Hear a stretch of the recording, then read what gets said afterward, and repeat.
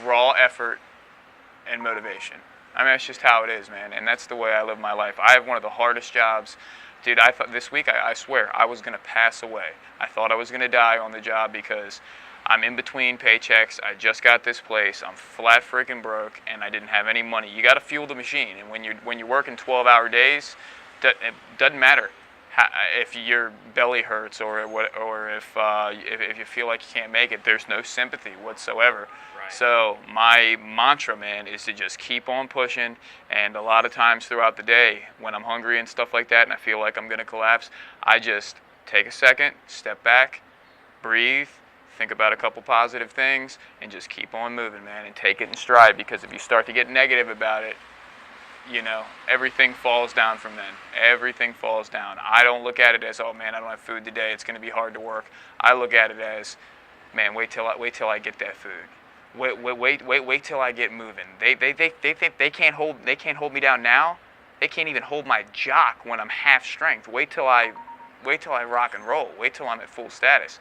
And that's how you got to be. You got to just strive for more.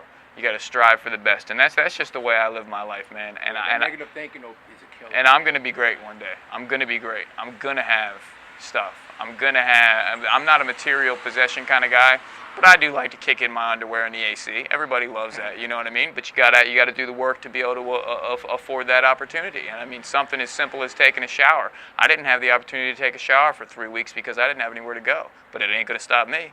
I'm gonna go shave in a McDonald's if I got to. You know what I mean? I'm not a homeless guy, but I've been there.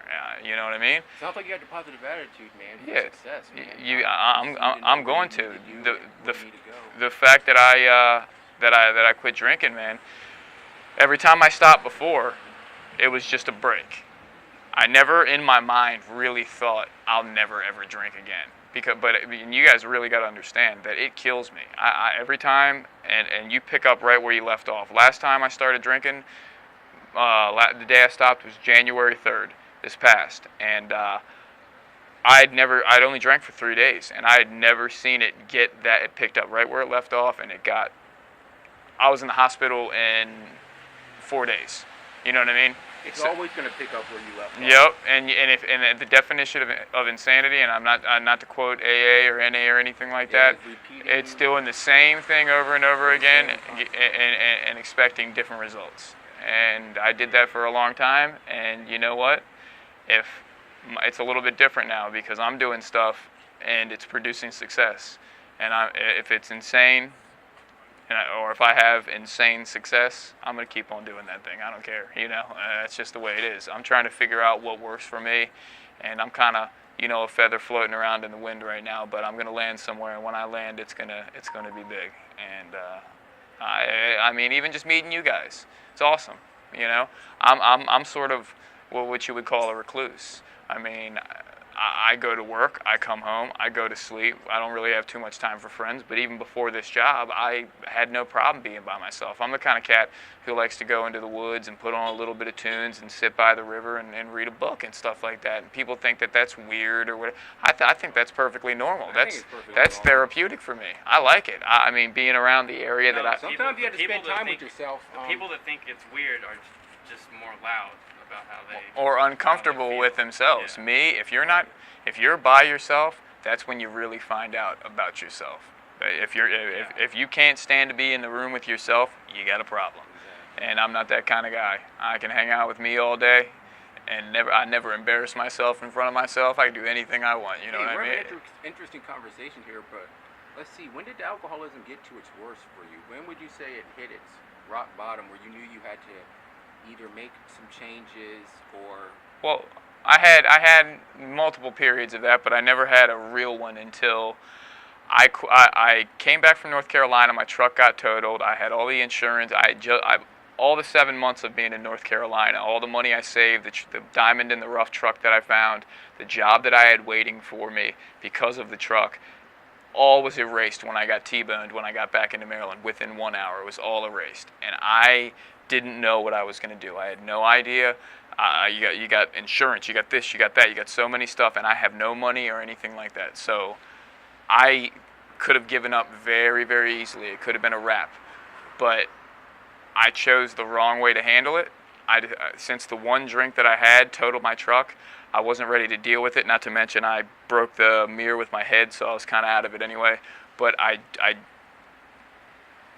drank for about 2 weeks, and I had 7 teeth pulled, 6 months before that. So I can't take pain medication. I'm allergic to it. So anyway, I drank. I didn't put the nutrition in my body needed. So my brain started with just alcohol in it, no water, no nothing, just straight liquor. The fuel for my brain, it wasn't working. So I started hearing voices and I started seeing stuff. I quit drinking, and 3 days after quit drinking is when I was hospitalized and I died, and they had to restart my heart. That's like I was telling you, I've crashed cars, I've done this, I've put my head in brick walls, fights, anything you could possibly imagine, but nothing ever scared me. I've quit for 4 years before, but nothing ever scared me like I thought I lost my mind. It can get there. For anybody out there who thinks it can't get there, it can frickin' get there, and it happens real quick. You never know when you're going to take that one last drink, go around the bend, and never freaking come back. And then you're one of those guys walking around with a walker, talking to himself in a place. You know what I mean? I didn't want to be that guy, and it scared the death out of me. And that's the exact second that I knew alcohol is not for me, and it cannot happen anymore. Because if it picks up where it left off there, it's straight to heaven or hell, or left or right, or whatever you believe in. Because the second I touch one drink, it's done.